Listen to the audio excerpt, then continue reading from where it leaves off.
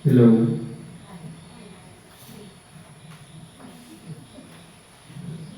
May gising pa ba? Hello. Sa pag-alala po ng gabi ng Panginoong Jesucristo, isang mapagpalang gabi po sa bawat isa sa atin.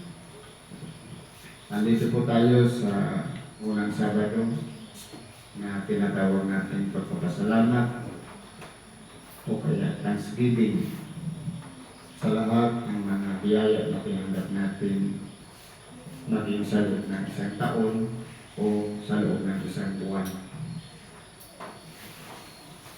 Ngayon po, andito tayo sa pagpapatuloy ng gawain na kung saan atin pong binabasa, binibigyan ng buhay o tinatalakay ang mga sitas na nakakatla sa araw na ito.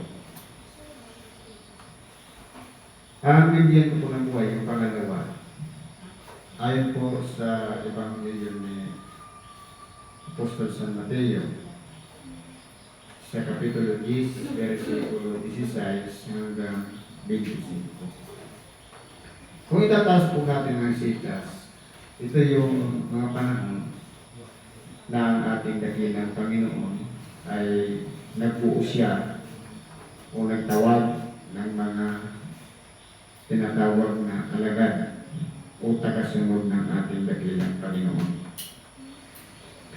Na una, tinawag yung apat na mangingisda, si Simon na tinatawag na Pedro, si Andres na kanyang kapatid, at yung dalawa rin na magkapatid na tinatawag na Boanerges, si Santiago at si Juan. At naroon din tinawag kasama si Mateo, si Tomas, si Bartolome, Felipe, si Santiago, Simon Canileo, si Judas Tadeo, Santiago Alfeo, si Judas Iscariote, na siyang nagkanulo sa ating dakilang Panginoon.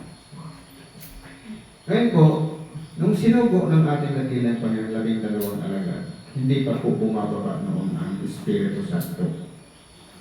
Kung kaya, mayroong mga ibinigay ang ating dakilang Panginoon na tagubilin upang sila po ay makapag-ingat sapagkat totoo nga po, wala silang pinag-aralan.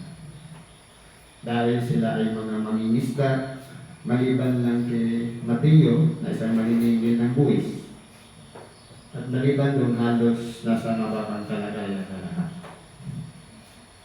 Kaya po, kung pag-aralan natin,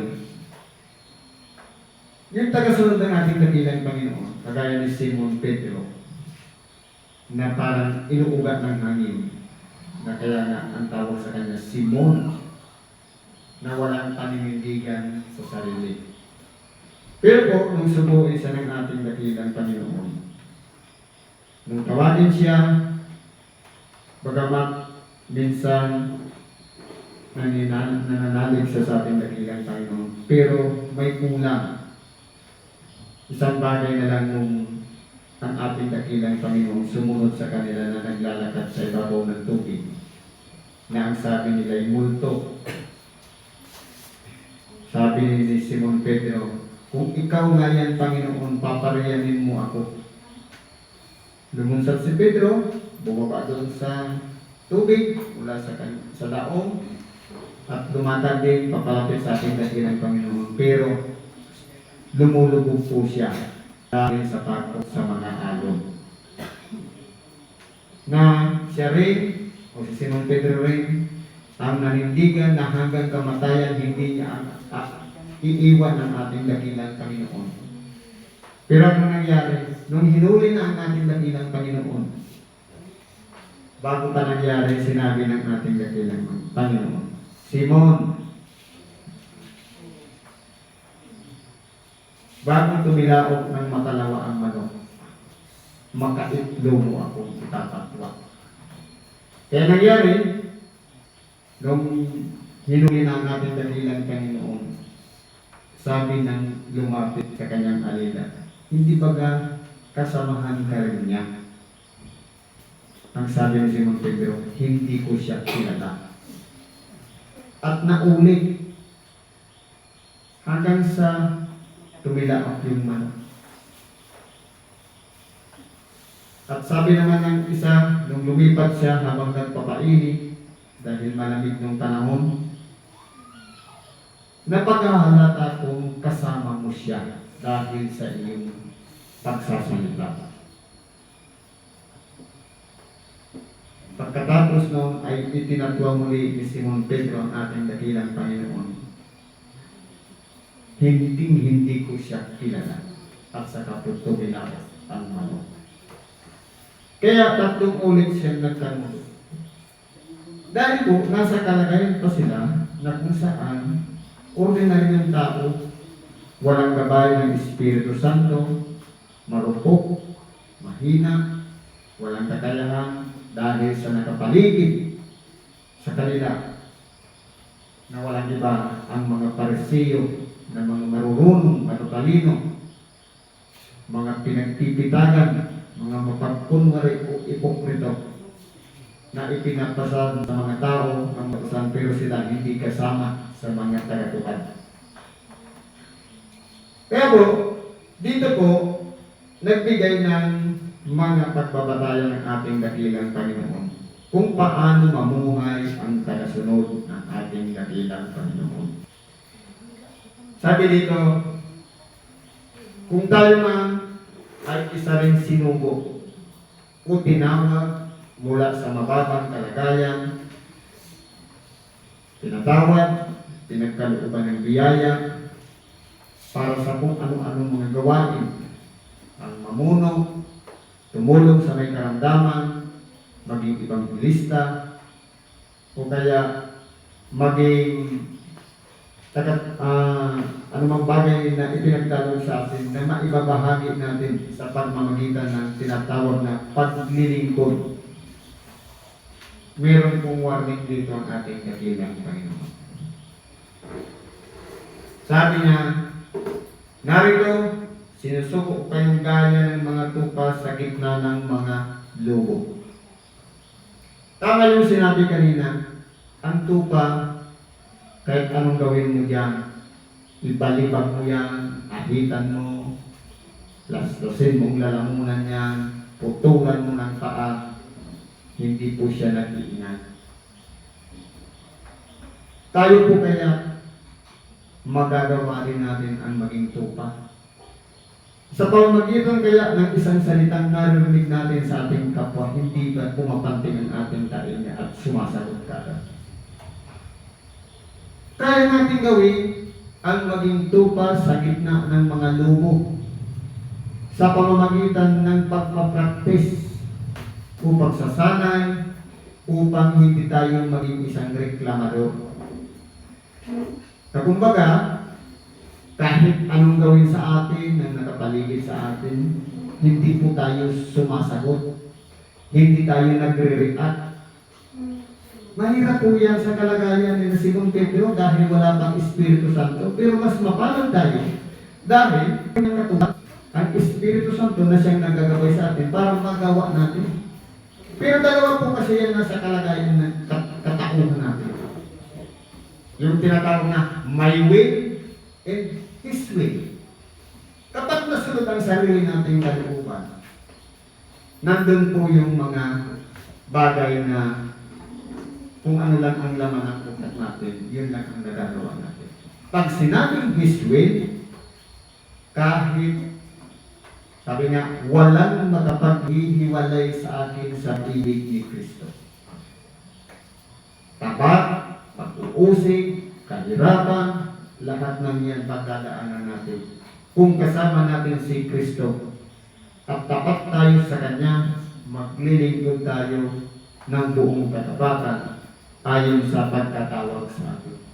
Kasi hindi po tayo ang may nasa, no?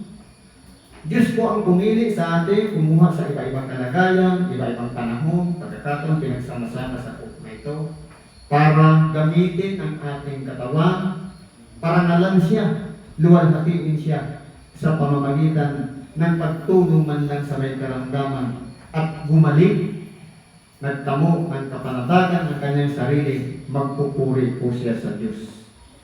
Yun po yung mga bagay na sinasabing impok ng kayamanan doon sa mga tao na pinangungunahan ng Espiritu Santo na nakakagawa ng kabutihan na hindi humahanap ng ganti.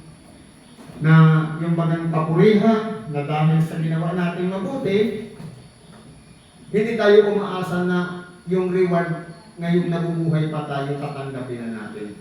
Kundi, kinakailangan ipunin natin yan.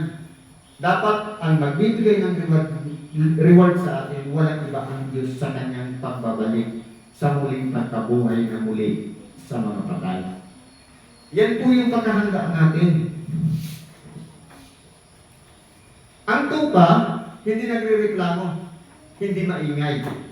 Kaya kung tayo po, kaya natin kontrolin sa gitna ng mga lubo na walang iba. Merong mga tao na palaging gusto makipag-argumento, makipag-alastasan, makipagsagutan tungkol sa mga kasulatan. Kung tayo po ay inihalimbawa sa tupa, makapag-iingat po tayo na hindi mapunta sa tinatawag ng kaguluhan. Sabi dito, mga pagkatalino nga kayong gaya ng mga ahas at mga pagkatimtimang gaya ng mga kalapati. Ang ahas po, sa totoo lang, sila po ay mabangis. Pero kapag sila po ay nakakakagpo ng kaaway, sa kabila ng nangyari sa kanila, na nakagat niya na yung kapwa ahas, tutulungan niya ba para mabuhay? Kaya ba natin yan? Na pagkatapos na libak-libakin tayo, yurakan tayo, alibustain tayo, mabuti pa rin yung igaganti natin. Mas maigi pa yung ahas. Bagamat nakakay kapwa ahas, hahanap pa siya ng dahon, ay panlulunas niya, para ipakain doon sa kanyang nakagat na halos mamatay na. Yan po ang talinuhan na mayroon ng ahas na kinakailangan dapat magawa din natin mga tao. At mga pakatimtimang galing ng mga kalapati na naway maghari sa atin ang tinatawag na kapayapaan. Hindi ba kasi sinisimulis natin yung kalapati na kapayapaan? Sa madaling salita, katapatan na dapat siyang manguna sa bawat isa sa atin. Ito yung mga halimbawa ng pagkasubok sa atin ng ating dakilang Panginoon. Datapwat, mga pagkaingat kayo sa mga tao sapagkat kayo ibibigay nila sa mga Sanhedrin at kayo hahampasin sa kanilang mga sinagoga. Ano-ano po ba yung mga panghampas na ninaranas natin? Walang iba yung mabibigat na pagsubok na dumarating sa ating buhay. Na kumbaga titingnan natin, hindi po siya pangkaraniwan na gaya nung una na hindi pa natin nakikilala si Kristo. Kung dati, nung wala pa tayo dito, ang pagsubok parang alalay lang, mahina lang. Pero nung lumapit tayo dito, parang bumibigat ata ang pagsubok. Kasi po, ang pagsubok o tinatawag na examination, nakabatay po yan sa level na kung saan na ang ating narating. Pagkaunawa man yan, kamalayan, o kung ano man ang ating kung gaano tayo katatag o katibay sa ating pagsunod sa ating dakilang Panginoon. Alalahanin na lang natin si Job. Hindi pa dumanas siya ng iba-ibang pagsubok, iba-ibang pagtuksok, nawala ang kanyang kabuhayan, nawala o kaya mga ari-arian, pati ang kanyang pamilya, yung anak niyang lalaki, at babae, halos namatay lahat. Ilan ang itinira na katiwala para taga-report kay Job. Pero bago nangyari yun, nag-uusap ang Panginoong Diyos at si Satanas. Sabi doon, iyo bang napansin ang aking lingkod na si Job? Wala. Katulad niya sa ibabaw ng lupa. Parang inu-offer pa ng Diyos yung tapat na lingkod sa Kanya. Kay Satanas. Si Satanas naman, siyempre, examiner, gagawa siya ng mga pamamaraan para pabagsakin ang mga tapat na maglingkod sa Diyos. Kaya kung tayo po tapat, kahit gamitin pa, kasi kumitinan mo yung kay Job, nawala yung kabuhayan, nawala yung kanyang mga anak, yung kanyang mga kaibigan, tinutuyak siya. Nagkaroon pa siya ng bukol sa buong katawan. Lahat yung pinaputok ng sabay-sabay. Anong ginawa ni Job? Nahiga siya sa abog. At samantalang kapag may tumatalsik na ukod mula sa kanyang katawan, dinadampot niya pati binabalik sa kanyang sugat dahil sinasabi niya, ikay aking katawan, dito ka. Lahat ng yung pinagtiisan ni Job, ang pinakamahirap, yung kanyang kaisa-isang asawa. Nasa hanap, palakasin siya, bigyan siya ng isang pagkalinga. Anong ginawa? Isumpa mo na ang Diyos mo. Pero so, natiling tapat sa Diyos, hindi po siya lumabas o wala man lang lumabas sa kanyang bibig na anumang masama sa Diyos. Sabi niya, ikaw ang nagbigay, ikaw din ang kukuha. Parang sinisisi niya pa ang sarili niya na maigat ko sa akin ang hindi na ipanganak o ipinanganak. Kaysa danasin niya ang mga bagay na nangyayari sa kanyang buhay. Tayo po kaya, hindi baga, yung panlilibak nga lang ng ating kapwa, nagre-react tayo. Yung ilan sa atin na mahal natin magsiba, no, kami sa nangyarap natin pagkamin sa kapal na yun, sa katatan ng pagsunatin dahilan Panginoon. Kaya nilidil tayo doon. Bata pa doon sa umpisa pa lang nangyari mo. Kung tayo po'y tapat sa ating Panginoon, sa pagsunod, sa paglingkod, magagawa natin po yan ang sumunod at magkasakop, tanggapin lahat ng mga pagsubok na dumarating sa ating buhay. Dahil iyan, sabi nga, pagsubok. Kasi ang problema, may mga kaibigan tayong ginagamit para hindi ka makapunta ng pinto. May mga kasama kang kapatiran na ginagamit para panghinaan ka ng loob. Kung iyan po ay inuunawa natin, parte ng pagsubok, dapat hindi tayo nagtatanim ng sama ng loob doon sa mga taong ginamit upang tayo subukin. Kundi parte sila ng mga partisipasyon para maganap ang isang pagsubok na dumarating sa ating buhay. Katulad sila ng mga papel na hindi mangyayari ang examination kung walang lapis o ballpen o papel na gagamitin. Kaya kinakailangan mayroon yung mga tools para gamitin para makapasok ang pagsubok. Pero siyempre, ang taktika ng kalaban, papainan ka muna sa pamamagitan ng pagtutukso. Pero kung tayo kung bukas ang ating pag-iisip, uunawain natin kung ito'y parte ng pagsubok, ang pinaka-purpose natin, makatawid, malagpasan yung pagsubok. Dahil ang pagsubok po, tuloy-tuloy, iba-ibang pamamaraan, depende sa level na kung saan ang inabot natin sa paglilingkod sa ating dakilang Panginoon. Sabi po dito, dadapat magpakaingat kayo sa mga tao sapagkat kayo ibibigay nila sa mga atahampasin sa kanilang mga sinabuga. Ito na po yung mga pagsubok na hampas na dumarating sa ating buhay. O at kayo'y dadalhin sa harap ng mga gobernador at ng mga hari dahil sa akin sa pagpapatutuo sa kanila at sa mga hinti. Dito po, minsan hindi natin nagagampanan yung pagpapakatotoo. Ang tunay kong pagpapakatotoo, kahit anong sagabal na dumating sa ating buhay, kung seryoso tayo sa ating pakikipagtipan sa Diyos, nung itaas natin ang ating kamay, na tinanong tayo, hanggang kailan mo patitindigin ang bandilan ni Kristo? Sabi ng iba, no coaching. Pero iisa lang ang sinabi, habang ako'y nabubuhay.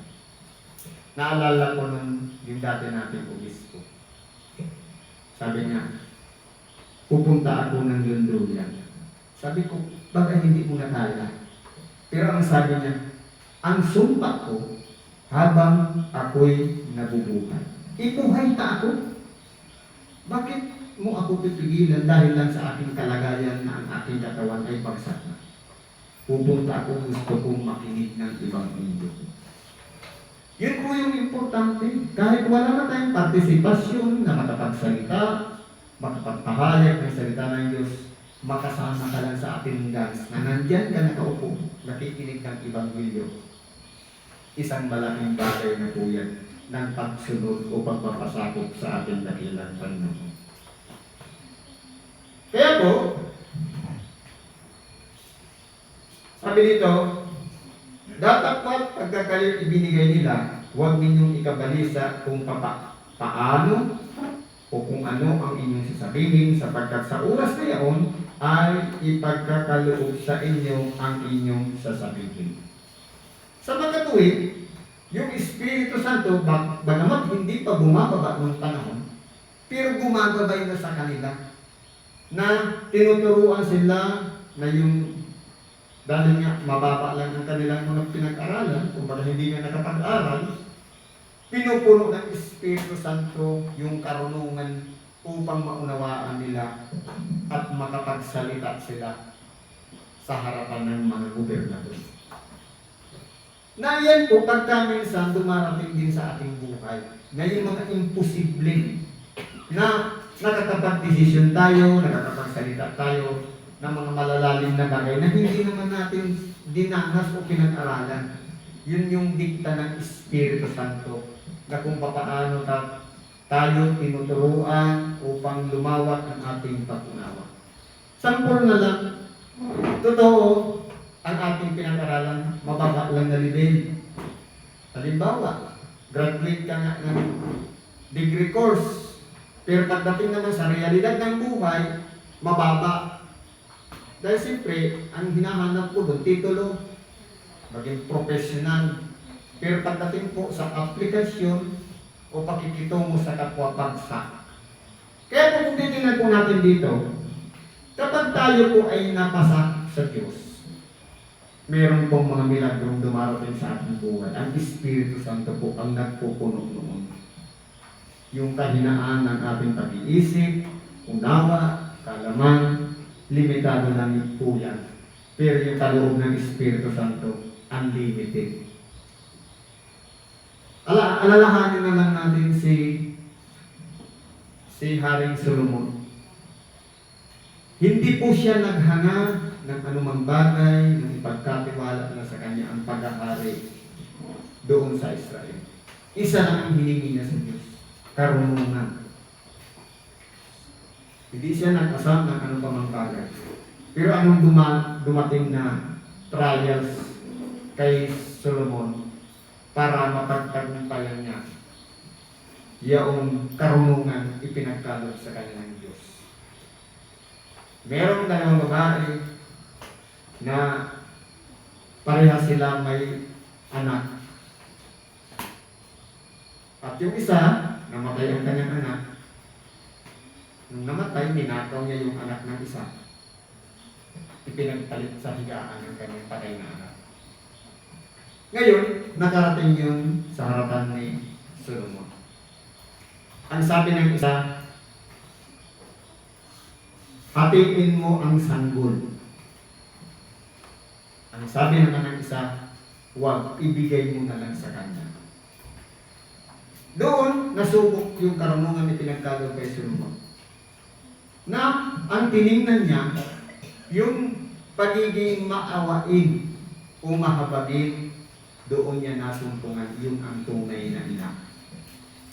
At yung handa niyang isakripisyo para mamatay ang sanggol para biyakin. Ang nangyari, hindi yun ang itinuring na ina dahil wala siyang habag o awa. Kaya po, kung karunungan man lang ang hinahangad natin, pwede natin hingin yan sa Diyos. Hindi ng karunungan ng sanglibutan ito, na ito'y, sabi nga, nang uuwi sa wala. Kumbaga, namatay tayo, wala na. Pero nung yung karunungan mula sa Diyos, meron tayong kalakip na pag-asa doon sa buhay na walang hanggan. Kaya tayo nagsasakripisyo, iniwan natin yung mga tahanan natin, nandito tayo, dahil sa paghahangad natin ng buhay na walang hanggan. Sa makatuwid, ang buhay natin ngayon, malakas tayo, kahina ng kahina hanggang sa mamatay. After na mamatay, meron pang extension yung buhay na walang hanggan. Yun ang pag-aasamin natin. Nasa bagay natin yan. Pag-asa o hope. Yun na yung hinahanap natin. Buhay na walang hanggan. Kaya tayo, iniiwan natin ang ating mga tahanan para tayo mapunta dito, magpuyat, makinig ng Ebanghelyo. Ano sabi dito? Sapagkat hindi kayo ang magsasalita, kundi ang Espiritu ng inyong Ama ang sa inyo'y magsasalita. Doon po, sa pamamagitan ng kapag ang tao po nasa kabalisahan na wala na siyang sasabihin, hindi niya na kayang ipagtanggol ang sarili, doon na po papasok ang Diyos. Para yung mga bagay na hindi natin masabi o hindi man lang pumasok sa ating kaisipan, siya po ang magpupuno nun para sabihin natin. Katulad din naman yan sa pagkaminsan sa atin, halimbawa may kausap tayo. Bagamat hindi tayo tagapagpahayag ng salita ng Diyos, pero kapag sinusuplayan yan, marami tayong nasasabi sa ating kapwa. Para lang makapagtubos, makapagligtas ng isang kaluluwa para hindi mapahamak. Sinusuplayan tayo ng Diyos ng karunungan niya. Ano pa sabi dito?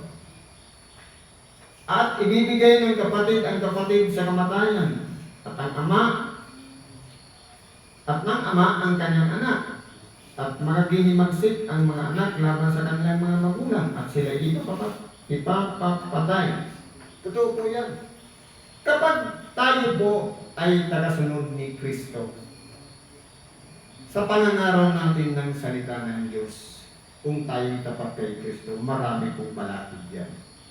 Minsan yan, samahan din natin sa bayan para hindi lang maglingkod. Sasabihin niya, ano na yan? Sumubra na nga ang pagka-Diyos mo. Pati pamilya mo, napabayaan mo na. Hindi ba ka? Simple lang yan nakataga. Na parang bagang may paghihinagpis o parang pagdaramdam yung kapamilya natin dahil puro na lang yung doon yan. Puro na kapwa. Puro lang pa rin. Pero yung sarili, hindi na po natin naiintindi. Yan po yan. Kaya po, pagdagan na sa ating sambahayan yung mga pag-ibig na tinututuran na tayo pumunta ng templo, ibig sabihin, nandun na tayo sa tinatawag na pagsunod sa kalooban ng Diyos. Sila yung ng kalaban para maging balaki para hindi natin magawa. Yung itinagda sa atin na sinumpa natin sa ating dakilang panahon. Kasi po para yan para yung sa totoo lang kalagayan natin, para tayong mga knights, bishop ng chess, lumalaban yung masama at mabuti. Ngayon, kung alin doon ang gagamitin para lang mamihag tayo o mapahamak tayo, huwag tayong magaramdam doon sa mga taong ginagamit. Dahil hindi mabubuo ang isang laban kung walang gagamitin ang kalaban. Ang mahalaga, ipanalangin natin yung mga taong ginagamit ng kasamaan para ipahamak tayo. Dahil parte po sila ng ating kapwa. Na sinasabi, hindi mo ang iyong kaaway. Yun po yung important, yung mga salita ng Diyos na ibinahagi sa atin na dapat na apply natin sa totoong buhay. Ano pang nakasulat dito? At kayo'y kaputan ng mga tao dahil sa ating pangalan. Totoo po. Hindi ba kapag sinasambit lang natin ang pangalan ng ating dakilang Panginoong Jesucristo, ay mga sa atin. Ano yung mga dati na kaibigan? Ang kanuman, kapag minsan po, sila po ang nagsalita para hindi tayo magpatuloy sa ating kanuman na natin kung tinawanan na natin ang pangalan natin bilang taon. Sasabihin sa atin. Diba ang tinuturo sa inyo? Hindi ka pala kaibigan, hindi mo na kami pinagbibigyan, hindi ka na tumatagay. Yun na po yung mga totoong nangyayari sa ating buhay. Ito na yung sinasabi ng paghihimagsik o kapuutan. Kapag kalapit na ang pangalan ng ating dakilang Panginoon. Pero sabi niya, datapwat ang magtitiis hanggang sa wakas ang siyang maliligtas. Ano po yung mga dapat nating pagtiisan? Yung mga bagay na dinaranas natin sa ating pang-araw-araw na pamumuhay. Na dapat, ang palagi nating isipin, hindi yung makapahamak ng kapwa. Hindi yung makasira ng kalooban ng kapwa. Kundi magtagumpay tayo sa bawat araw ng buhay na ating tinatanggap sa ating dakilang Panginoon. Pagkamat dumaranas tayo ng tukso o pagsubok, ang mahalaga nagtatagumpay tayo. Nakakasurbay. Nagpapatuloy. Hindi nagsasawa. Patuloy nating ginagampanan ang pagiging tagasunod ni Kristo.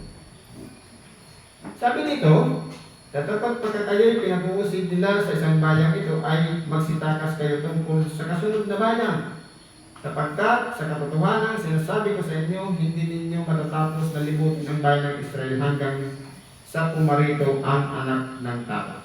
Kaya pinapalakas ng ating dakilang Panginoon ang kanyang mga alagad. Na kumbaga, halimbawa, pumasok sila sa isang bayan. Kapag hindi sila tinanggap doon, ang sabi niya, ipagpag ninyo ang inyong mga paa para maging hatol sa kanila na hindi nagsitanggap sa inyo sa pangalan ko, sa pangalan ng ating dakilang Panginoon. Magiging kahatulan nyo sa kanila. Kaya, pinalilipat sila.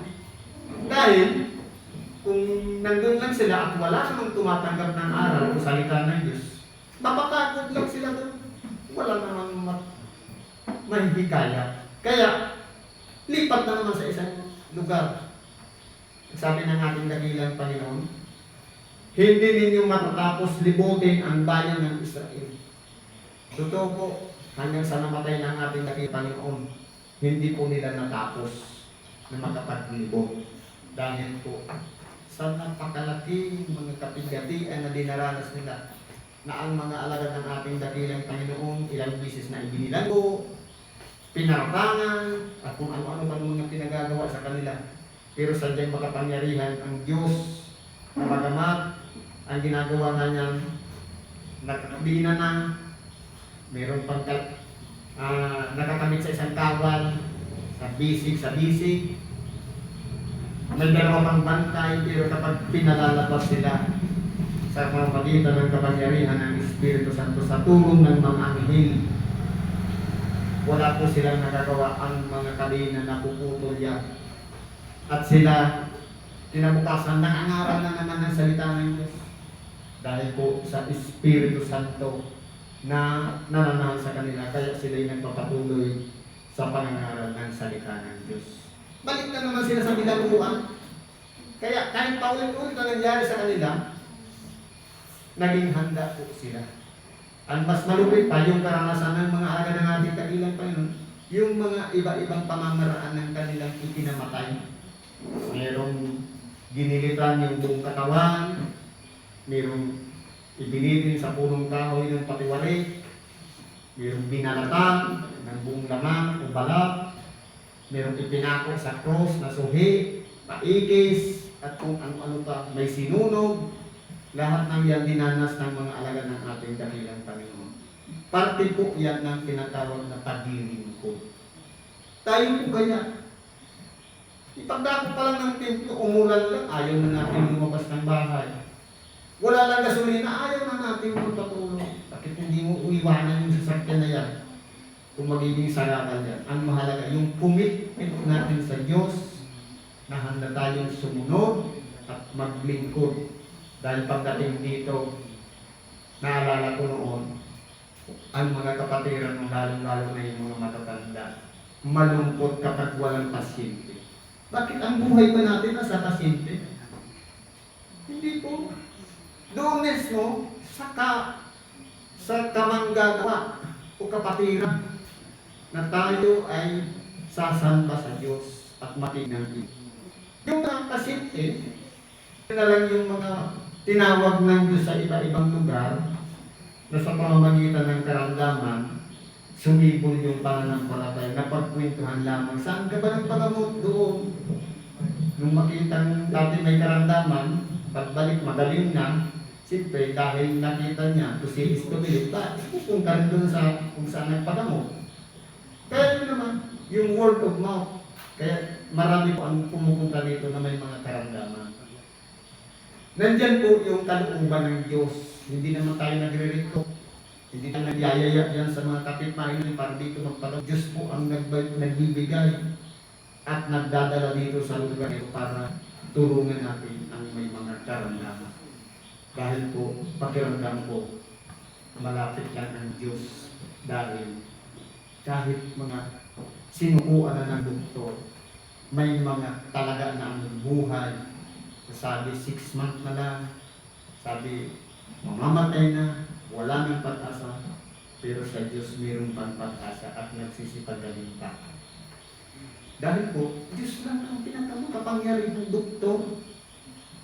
Siya ang nag-pay sa atin, minaster niya kung ano ang mga pansyon ng ating lamang loob, kung paano siya gumagana na tumatagal hanggang sa 100 years na namumuhay, sariling pumping lamang ng puso galing sa sinisinghot natin. Imagine na lang yung karunungan ng Diyos. Pero anong nangyayari? Sinisira natin. Kung ano-anong pinagkakain natin, napansira ng ating katawan. Nandiyan na yung mga chemical, alam natin, halimbawa na lang soft drinks. Kung yung soft drinks nga, pag binuhos mo sa balat mo malagkit, ipapasok mo pa sa katawan mo. Ano mangyayari sa loob ng katawan mo? Sinisira na natin ang ating bato o kidney. Alam na natin na pagod tayo, nagbasa pa tayo. Anong nangyayari? Sinisira din natin ang ating katawan. Nalarawan ng Diyos na perfecto pagkagawa. Pero ang ipinagkakain natin yan, puro junk food, processed food, mga dilata, mga paninda. Kahit sabihin natin hindi na safe, pero sabi nga, prevention is better than cure. Yan po ang katotohanan na. Ngayon, sabi dito, meron pa sinabi ang ating dakilang Panginoon. Hindi mataas ang alagad sa kanyang guro, ni hindi rin mataas ang alila sa kanyang tanim. Ito po yung katunayan na mayroong dalawa kalagayan sa bawat sitwasyon. Kapag may guro, meron siyang alagad. Katulad ng ating dakilang Panginoon. Kung kapag may tagaturo, kung may teacher, siyempre may estudyante. Siyempre, ang sabi dito, sukat na sa alagad ang maging katulad ng kanyang guro. Tama yung sinabi kanina. Sabi dito, hindi mataas ang alagad sa kanyang guro. Ibig sabihin, kung yung teacher, mataas ang kalagayan, yung kanyang alagad mababa. Pero kung madibilog man ang nasa mababang kalagayan na alagad, hindi siya makakaungos doon sa kanyang teacher, sa kanyang guro. Pwede makalibil lang, pero hindi siya sabi sa Bicol, dahil siya pwedeng makalabaw. Anong sampol dito? Halimbawa, merong mga nauna nangangaral ng salita ng Diyos, ang tawag kong tagaturo. Tayo naman ang baguhan, tayo naman yung mga alagad na tagapakinig. Bagamat matuto tayo, pero hindi tayo makakahigit doon sa nagtuturo. Pwede, kalibil lang, kapantay. Dahil po ang Diyos ko magbigay pantay-pantay. Ibig sabihin, walang lamang, walang api, pantay-pantay ang ibigay. Ibig sabihin, nahigit natin kung ano yung level ng guro, yun din aabutin din ng mga alagad. Pero hindi niya pwedeng higitan yung kanyang guro. Dahil ang Diyos, gusto niya pantay lahat ang marating natin. Sabi rin dito, hindi rin mataas ang alila sa kanyang Panginoon. Sabi niya, At sa alila ang maging katulad ng kanyang Panginoon. Ibig sabihin, maaabot din yung level. Halos parehas lang doon sa isa. Yung alagad sa Panginoon, pwedeng mag-level lang kapag naputo na yung alagad. Ganon din yung alila. Pwede rin siya maging Panginoon, pero hanggang kalibin lang. Pero hindi niya yung mahihigitan. Kung pinangalan din ng Beelzebub ang Panginoon ng Sangbayan, gaano pa kaya ang mga kasangbayan? Sino po si Beelzebub? Sabi kanina, prinsipe ng mga demonyo. Kung ang namamahala o Panginoon ng Sangbayan, kahawig ng prinsipe ng demonyo, na mandaraya, mapanlinda, sigurado ang lahat ng tagasunod niya magiging ganun din. Dahil, siyempre nakikita nila, yun ang ginagawa. Ang mga follower niya o tagasunod, ganun din ang gagawin niya. Dahil nakikita na nila. Kaya po, tinuturuan tayo dito ng ating dakilang Panginoon ng mga bagay na kung ano yung dapat na mabuti na ipakita natin sa ating kapwa, yun po dapat ang mamalas ng ating mga kapwa. Huwag natin silang tuturuan na mandaya, manlinlang, sapagkat yan ay lahat galing sa kasamaan. I-apply natin sa ating buhay ang salita ng Diyos. Gawin natin salamin ng ating kapwa, ang ating sarili sa totoong pamumuhay. Sa totoo lang po, dumarating ang mga pagsubok o tukso, minsan bumabagsak tayo. Ang mahalaga, yung consistency, na hindi tayo pinanghihinaan ng loob. Nagpapatuloy pa rin tayo sa pakikibaka ng sanlibutan ito. Dahil po, si Satanas, hindi sa titigil hanggat hindi ka dumapa, hindi ka bumagsak. Pero sabi niya, mag-ingat ang bawat isa sa kanyang pagkakatayo, baka kayo'y mabuwan. Kaya, saan ba hinuhuli ang isang isda? Sa bibig. Kaya kung lumalabas sa ating mga bibig, ikapapahamak din natin, maghanda po tayo, doon po tayo masisilo ni Satanas.